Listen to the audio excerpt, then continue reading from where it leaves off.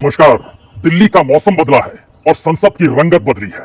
अब संसद वो संसद नहीं है जहां प्रधानमंत्री चाहे या ना चाहे मणिपुर में जो होता रहे वो नहीं जाएंगे।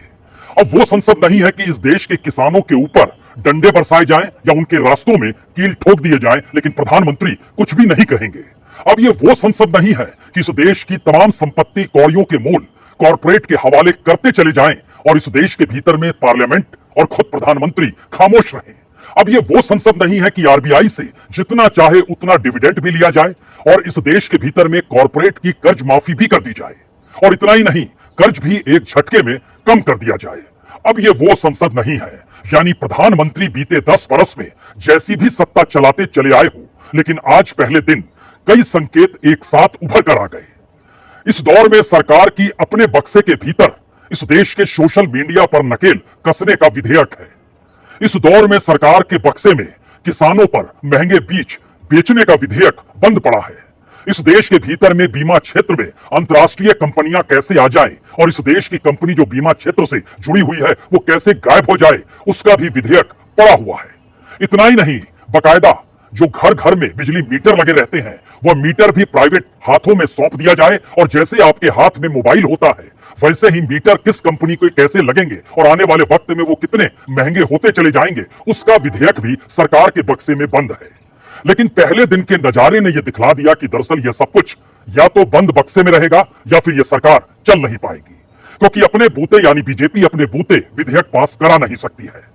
और जो सहयोगी है वह खुले तौर पर, चाहे वो बीमा विधेयक हो, चाहे इस देश के डिजिटल मीडिया को लेकर नकेल कसने की जो सोच हो, और चाहे किसानों को लेकर जो महंगे बीज देने की बात हो, खुले तौर पर गैर बीजेपी शासित राज्यों ने विरोध किया। और अब तो सवाल यह भी है कि कर्नाटक और उसके साथ जो खास तौर से आंध्र प्रदेश इस दौर में सबसे प्रिय बीजेपी का हो चला है, वो कैसे सरकार की लकीर पर चलेगा।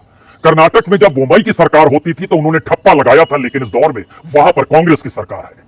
लेकिन फिर वही सवाल है कि वाकई चुनाव के वक्त में जो संविधान लगातार राहुल गांधी अपने हाथों में उठाए हुए थे, और ये माना जा रहा था कि इस देश के भीतर में दलित, आदिवासी, पिछड़ा तबका ये मानकर चलता है कि तमाम अधिकार उसे संविधान से मिले हैं और ये सिर्फ एक चुनावी शगुफा भर है, इस बार लगा जी नहीं, ऐसी स्थिति नहीं है। क्योंकि पहली बार आज जब संसद सजी तो उसमें एक संदेश बहुत साफ था। हर राजनीतिक दल को इस बात का एहसास था कि दरअसल वो यहां तक पहुंचे हैं ताकत के साथ, तो उनके पीछे कोई दूसरा नहीं, जनता खड़ी है। तो जनता के मुद्दे और जनता के अधिकार जिस संविधान में कैद है, तो क्यों नहीं उसी संविधान को हाथ में लेकर अब पार्लियामेंट के परिसर के भीतर नारे लगाने का वक्त आ गया है कि संविधान अमर रहे। की रक्षा हम करेंगे, हमारी कॉन्स्टिट्यूशन लॉन्ग लिव, हमारी कॉन्स्टिट्यूशन लॉन्ग लिव। संविधान का रक्षा कौन करेंगे? हम करेंगे, हम करेंगे। संविधान की रक्षा कौन करेंगे? हम करेंगे।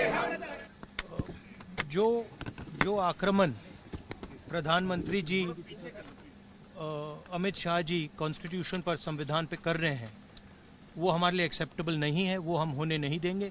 इसीलिए हमने कॉन्स्टिट्यूशन ओथ लेते हुए हमने कॉन्स्टिट्यूशन पकड़ा था। धन्यवाद, थैंक यू। हमारा संदेश जा रहा है, हिंदुस्तान के कॉन्स्टिट्यूशन को कोई शक्ति नहीं छू सकती है।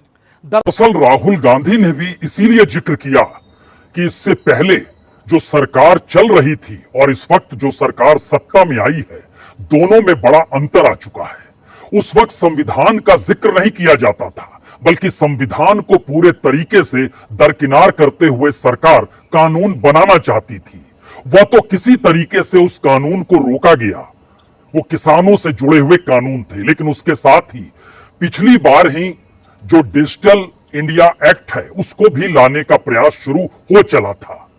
तो क्या इस दौर में अब तमाम मुश्किल हालातों में मोदी सरकार समझ चुकी है कि दरअसल जो विधेयक वो लाकर इस देश में रिफॉर्म करना चाहती और इस रिफॉर्म के आश्रय इस देश के कॉरपोरेट और अंतर्राष्ट्रीय तौर पर पैसे वालों के लिए भारत को एक बाजार के तौर पर बदलना चाहती है, अब वो नहीं चलेगा।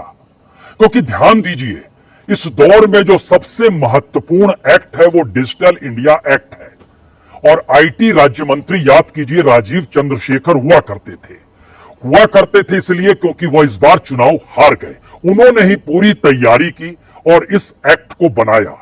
और इस देश के भीतर में जिस तरीके से मेन स्ट्रीम मीडिया जो मोदी भक्ति में पूरी तरीके से रच बस गया, उसके बाद सिवाय सोशल मीडिया इंटरनेट के अलावे कोई दूसरा रास्ता बचा ही नहीं था कि इस देश के भीतर हकीकत जो हो रही है उसको सामने लेकर कौन आए।